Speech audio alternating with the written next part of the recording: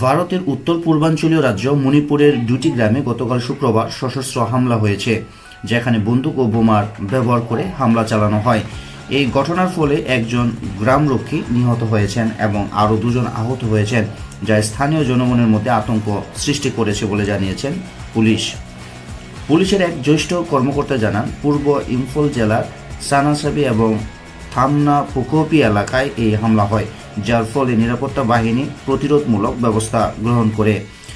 তিনি আরও জানিয়েছেন, সানাসাবি গ্রামে সকাল 11:15টার দিকে পাহাড় থেকে সশস্ত্র ব্যক্তিরা এলোপাতাড়ি গুলি ও বোমা ছুড়ে। এরপর নিরাপত্তা বাহিনী পাল্টা আক্রমণের জন্য প্রস্তুতি নিতে বাধ্য হয়। এই পরিস্থিতিতে স্থানীয় জনগণ আতঙ্কিত হয়ে দৌড়ে পালাতে শুরু করে।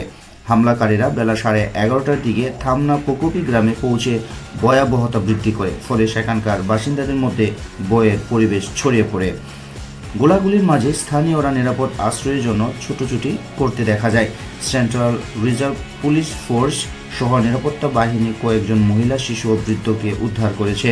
গত বছরের মে মাস থেকে রাজ্যের মেইতি ও কুকি জো সম্প্রদায়ের মধ্যে সহিংসতার ফলে 250 জনের বেশি মানুষ প্রাণ হারিয়েছেন এবং হাজার হাজার মানুষ ঘরবাড়ি থেকে বিতাড়িত হয়েছেন।